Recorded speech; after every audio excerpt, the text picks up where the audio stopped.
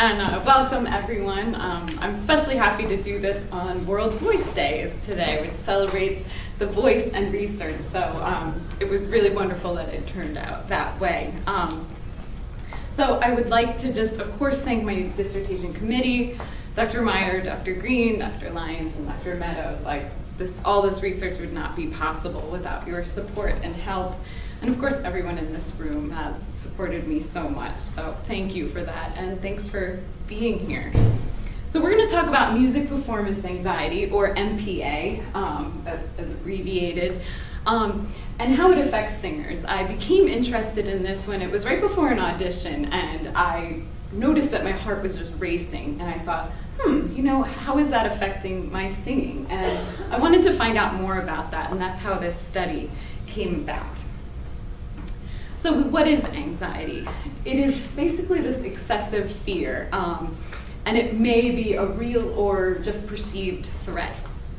A state of uneasiness and somatic signs and symptoms of tension focused on apprehension of possible failure. So there's two types of anxiety that we're going to talk about: state anxiety and trait anxiety. Basically, state anxiety is situational anxiety, so it's moment-to-moment anxiety and can change. Trait anxiety is more inherent anxiety in the individual. So, psychological response. So we're going to have mental distress, fear that's not proportional to the actual threat. It can be low self-esteem, negative thoughts, difficulties, cognitive difficulties with focus, concentration, memory, and all of this may result in the avoidance of the situation that is giving that anxiety. So how do we look at it? So clinically, we can use the Diagnostic and Statistical Manual of Mental Disorders, the DSM-5. That's what people in the mental health field diagnose to see if it is an anxiety disorder. There can be, this is usually that fear or distress is persisting for 6 weeks or longer. And there can be many categories: generalized anxiety disorder, a specific phobia, or a social anxiety disorder. And that is what in the DSM-5 is, MPA is classified as. And performance, it's anxiety in that situation. So in that performance situation, you're feeling that intense fear. So we can also use self-report. The Spielberger State Trait Anxiety Inventory is the most used in anxiety research and MPA research. So I give a little example there. It's there's a state and trait portion. The state, each one is 20 items, and it's statements like that. This is taken from the state portion. You see there's a positive and a negative, and it's a Likert scale. So that 1 through 4 is their rating from not at all to very much so, and it's scored accordingly. This has been used in many research, and it's a self-report of state or trait anxiety. So let's look at physiology. So when we experience fear, or we have the sympathetic nervous system becomes that fight or flight. So it's activated, and it's, again, responding to that real or perceived threat. And these are some of the symptoms that can happen. Your heart rate accelerates, increased respiration, perspiration, shaking, dry mouth, dilated pupils, and slowed digestion. So this is our physiology that we're talking about. And so how do we look at it? There's many ways to measure the physiological response. And collection can be, for some of the studies, invasive. So neuroendocrine activation, you have to collect a saliva or a urine sample. Blood pressure, a cuff on the arm. Respiration, it's usually a chest strap or a face mask, which you can imagine for MPA, for musicians, that can be somewhat invasive and might change the results of the study. Electrodermal activity in the past was you take gel electrodes, had to be done in a laboratory, there were wires, But now technology has advanced, so we can do this ambulatory monitoring or mobile monitoring of these signals, and it can be collected outside of a laboratory in real time, so we can look at performance. That's the same with heart rate. Heart rate is one of the most used measures in anxiety research. It's non-invasive, it's inexpensive, and can also be collected in real time. And many studies will use heart rate in addition to another measure also. So music performance anxiety, specifically, there's a wide range of reports, lots of surveys, questionnaires that have been done in the past. A few numbers, 24% of orchestral musicians reported NPA as a problem, 16% reported as a severe problem. And professionals, it affects professionals too. 91 out of 155 professional orchestral musicians reported significant NPA, and it affected them both professionally and personally. Also music students, 84% of music students in another study said anxiety was damaging to their performance. And there's limited information on singers, not too much of. Some of them are choral singers, and not so much on solo singing. So we don't have very much information on studies of that. But it can affect all musicians, regardless of age, skill, experience, or the instrument. So for singers, right, singers are vocal athletes. Our body is our instrument, so it can affect us specifically. So for singers specifically, affect, emotion, so that's your feelings. You can have a tense, apprehensive emotional state, negative thoughts, and as singers we communicate through emotion. So anxiety can interfere with that performance and expression. Cognition, of course, we deal with text as singers, so memory is really important. So if you're experiencing anxiety, some of the words may go and there'll be difficulty concentrating. Behavior, poor posture, alignment, as we know, can impede singing performance. Flexibility of your body is essential for good technique and tone quality. And of course, physiology, so increase in heart rate, respiration. We use our breath as our power source as singers, so that can lead to difficulties in not getting enough breath, having a poor tone. And of course, decrease of mucus and saliva production can create a dry mouth and a tight throat, difficulty swallowing, as well as the ease of the vocal fold vibration. So how do we assess NPA?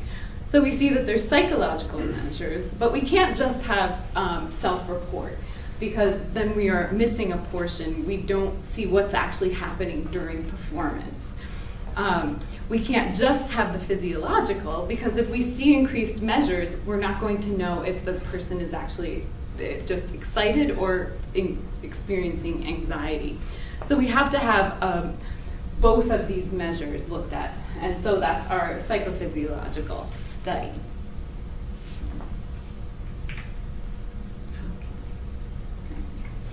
So benefits of a psychophysiological study is we know that NPA is a widespread problem. The singer is unique, and we use our body as our instrument. We have text, and breathing, posture, and tone can all be negatively influenced. Previous studies, they're outdated, they're 20 to 30 years old, and they're not singer specific. And now we have new technology that we can capture some of these physiological measures in performance outside of a lab. And this data is necessary. If we want to solve this problem of NPA, we need to be able to do a treatment study, but we need more information about this to then be able to see whether we can fix this problem. So, as I said, there's a need for this study. NPA, the literature out there is very slim, even though it affects so many people. So if this research is not conducted, it's going to remain a debilitating debilitating condition for many singers, and we won't have many options. So the purpose of my study was to collect and analyze singers' heart rate, electrodermal activity, and state anxiety data during conditions of varying stress to see how the body reacts, but also how they report stress in these conditions. And this information will then be able to gain knowledge on future treatment studies.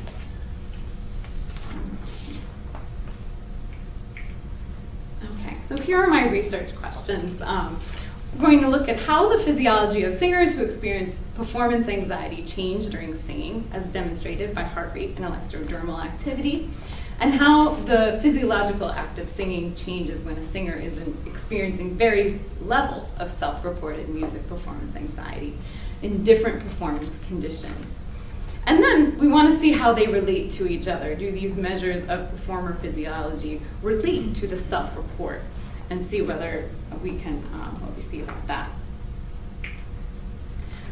So the methodology, so the research was approved here at Shenandoah. This is where I started my journey with this study, and then upon getting a faculty position at University of North Carolina at Pembroke, I got the Institutional Review Board approval there as well, which is where I conducted the study. So we have an exploratory research design. We're going to examine the psychophysiological data on stressed singing and also unstressed singing, so resting without singing, singing and non-singing. And we're going to pilot some new ambulatory technology to see if this can be used as a good option for singing research. And again, for future treatment studies. So our methodology. So this is the Empatica E4 wristband, nicknamed Patty.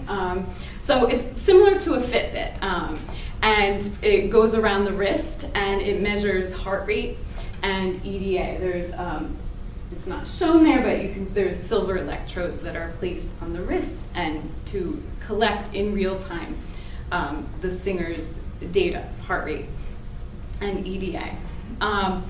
Psychological measures, so and just going back, so it has been validated as a good way to measure stress. Researchers have used this. This wristband has been used in many different studies, sleep studies, dementia, autism, and stress detection. But as of this time, as of this study, it has not been used in musicians' performance anxiety or with singers. Especially EDA has not been looked at in musicians outside the laboratory, but singers, no one. There have not been any studies on that. So as we're getting these physiological measures, we need to see what they are self-reporting. So we're going to use the STAI, the state anxiety portion, which on a previous slide I showed you a couple examples from that. That's 20 questions. And they're going to fill that out in each performance condition before they sing.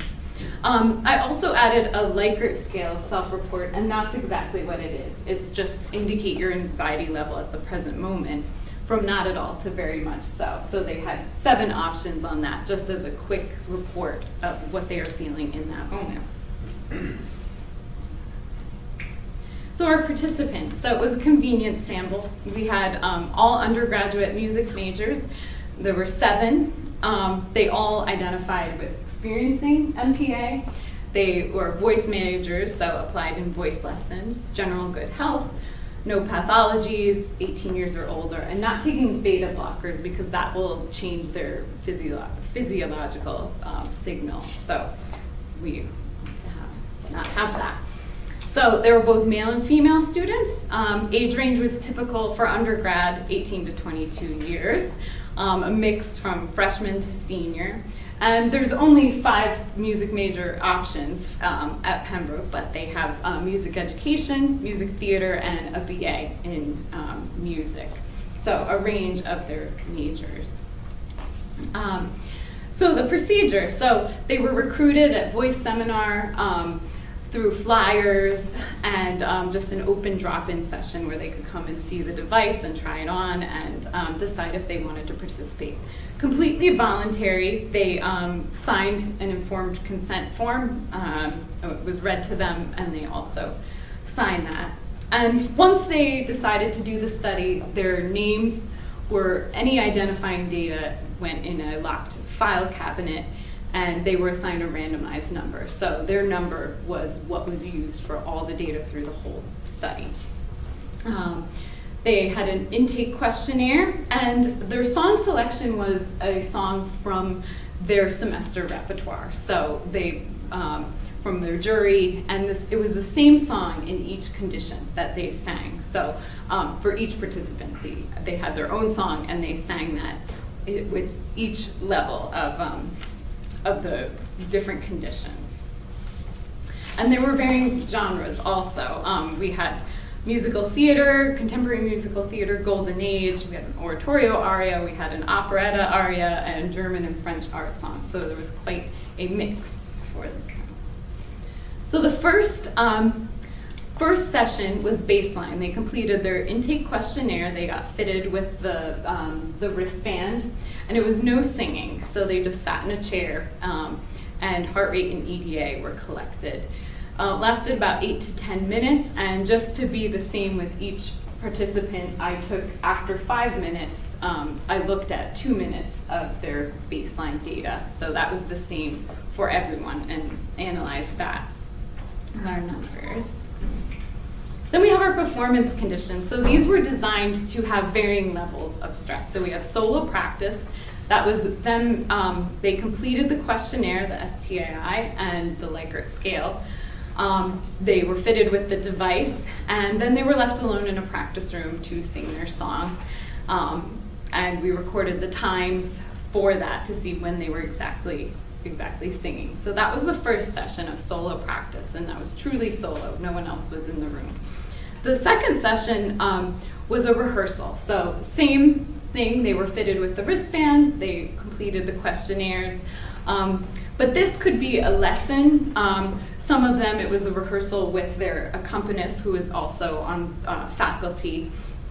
Some of them, I was in the room, their teacher, their accompanist. So it was about 1 to 3 people were in the room, all faculty.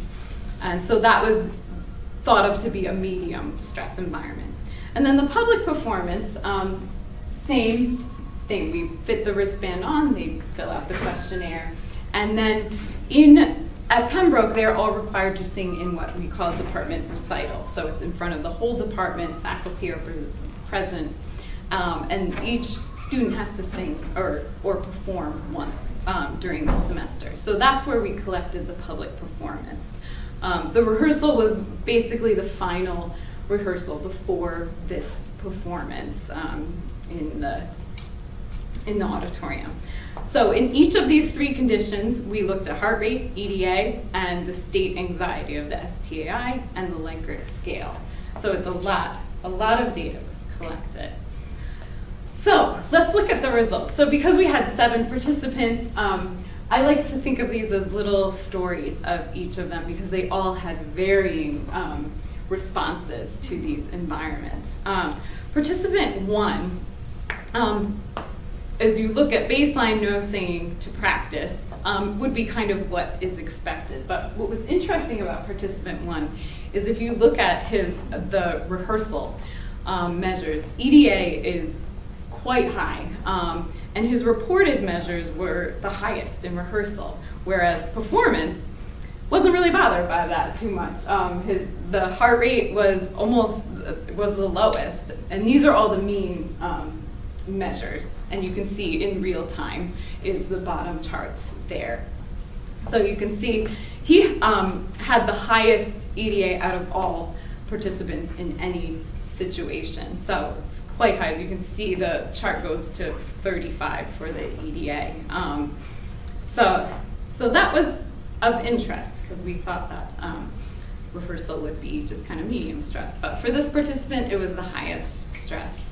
Participant 2, this is where we ran into a little suspected errors in the EDA data. The asterisk there shows when the data were downloaded, there were, once in a while there was a couple zeros, which meaning probably the electrodes lost contact. The EDA is sampled at 4 times a second, so 1 0 really was maybe a couple seconds of data. I deleted rows before and after to account for the error, but we don't know. It may have messed with the accuracy of that data. So we noticed that this participant, their baseline are actually higher than practice, also kind of high baseline heart rate. Their rehearsal was the lowest there, and not like our first participant. And we'll notice their self-report is higher, but even though the heart rate was the lowest in rehearsal, their reported state anxiety was the highest of all conditions. So that's not reflected in their physiology or the Likert ratings. We see they're both 5s there. The EDA measures were in general lower. If you notice, the EDA chart only goes to 3.5, so it's not as high as our previous participant, although the way it looks on the screen, it might seem that way. But generally lower EDA, and they had a shorter song, so it could be possibly one of the reasons there. Participant 3, baseline heart rate was much higher than practice, as we see, and higher than performance also. They had very high measures for heart rate. Rehearsal mean is highest of all participants. And notice that's, again, in rehearsal. We have higher state anxiety scores for the rehearsal condition. They also had some EDA, some zeros, so some suspected errors. That was in the practice one. So going forward, participant 4, again, high baseline measures, higher than in practice. Not what we would expect. You'd think singing is physical. They're going to have higher measures in the solo practice when they're unstressed. But for some of these, it is actually higher than the performance heart rate. So we'll talk about that. But kind of low overall EDA measures. And the self-report is what we would expect. It's increasing in each condition. All right, participant 5, of interest, they had higher heart rate in practice and higher measures in practice than baseline. So still kind of high baseline heart rate, but not as high as the practice. But then it goes down. Rehearsal is the lowest. Rehearsal had the lowest heart rate, but the highest EDA of all conditions. And this person kind of had higher self-reported anxiety overall. As you can see, the state, the STAI high, and this was the only participant to rate a 7, which is the very much so in the performance condition. So quickly, participant 6. So baseline, we have lower EDA than practice, but the heart rate is higher baseline than in practice. And again, like participant 5, we have the lowest heart rate in rehearsal, but highest EDA. And that's, the kind of lower, that's where we have the highest heart rate mean is in performance too, even though their self-report is not matching that. So. All right, participant 7, our last one. So baseline similar, we have opposite, so higher EDA than heart rate in baseline, but then in practice, the heart rate increased, but EDA decreased. And this is also kind of low measures for Likert report, but increasing in each condition, kind of what we would expect that in each condition. And that's matched with the EDA. We see it increasing in each condition. So since we looked at individual, we're going to just quickly look at the group mean. So you see the dotted line, this is heart rate. So these are each participants, how their means looked against the group mean. We did some statistical tests on that, a one-way analysis of variance, and it showed no significant differences between the heart rate in the different conditions. So, and that you can kind of see with the dotted line, that's the mean of all the participants, and it is pretty flat there. So that is visualized. Here's the EDA. As you can see, participant 1 is just way above everyone else in that. And you can see that the EDA, yeah, in rehearsal is high, the mean, but there's a lot more variability. So when we did the statistical test, we did find that the EDA was significantly higher, performance was significantly higher than practice as looking at EDA. It looks like maybe the rehearsal would be, but I think just the great variability, we did not have significance with that.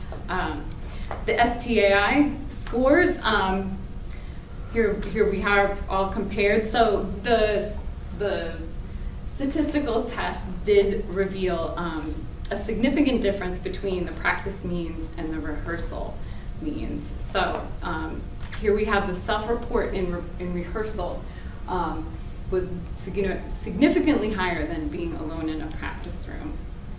And then our Likert scale, a lot of different numbers there, but this we found significance between the practice means and performance, and also practice and rehearsal. So big differences there.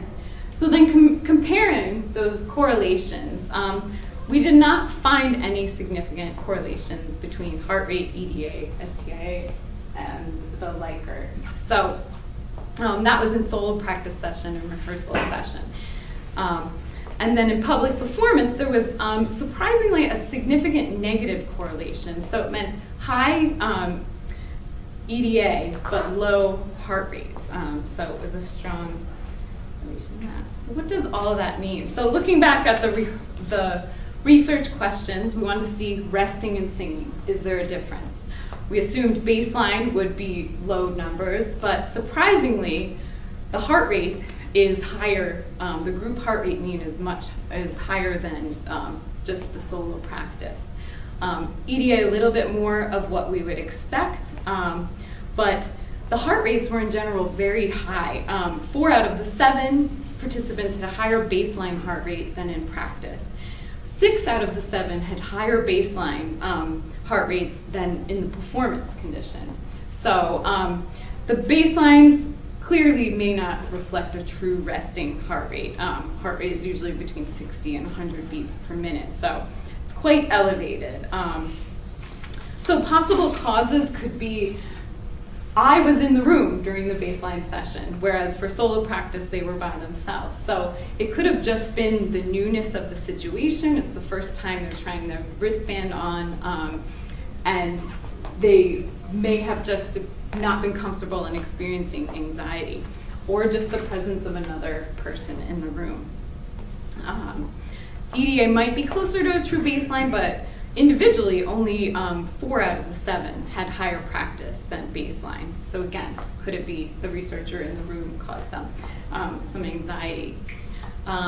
So performance conditions, again, there's seeing that from practice to performance well, let's look at heart rate first, getting ahead of myself. So surprisingly, heart rate has been used as an anxiety measure to measure stress, but we did not find that in this study. So we wonder whether, for singers, we use our breath, the respiratory system is linked to the cardiovascular. So could it be that our phrases are determined in singing, and whether that could influence the heart rate? So it's possible that heart rate may not be the best measure for singers because of singing can influence the heart rate. EDA might be. We do see a significant difference from practice to performance. So we'll have to look at that closer without the, looking at the equipment, but it's easy to capture, as we found. So it may be useful. The self-report, again, was surprising. The STAI, practice and rehearsal, were a significant difference. They were very nervous in rehearsal, and I think that was one of the most surprising findings for me, that just with one person in the room, they would be more anxious than in a room of, in a public performance. So they weren't being formally evaluated, but they may have still been nervous that there were faculty in the room. And we do, previous research looks at student-teacher relationship, but they don't really, it hasn't been researched to do students feel anxiety in their lessons or in those situations, rehearsals. So something to look into. So then our third research question, we're looking at correlations. And so no significant correlations, but we did see differences in each of the conditions. Surprising was, again, the significant negative correlation in public performance. We think these are both measures of, to measure stress, but they are having the opposite effect. So again, is the breathing for singing affecting the heart rate? That's also something to consider. Okay. So limitations. We do know this is a small sample size. It's a small university, small music department, and not really representative of the greater singing population, which consists of professionals, amateurs, all different ages. So we would need to conduct this research on a larger size to really kind of look at these findings. So. Also limitation were the baselines. I think in the future, to maybe capture a baseline after the study is over, or multiple baselines to really get a true baseline, as I think their numbers were influenced by that. Had some problems with the capturing of EDA data. Have to make sure that it is fitted snugly on their wrist so that it doesn't move around. And also the event marker, I had to write the times down of when they were singing because it was hard to capture the exact moment. So I had to adjust the data to really, with my notes, to find out about those, about the data.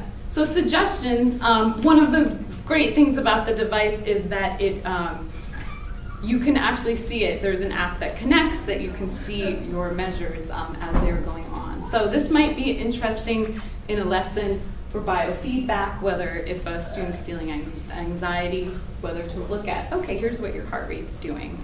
And that also applies to mindfulness, to being aware of what their body is doing might help to treat that. We may want to also look at just demands of singing, how much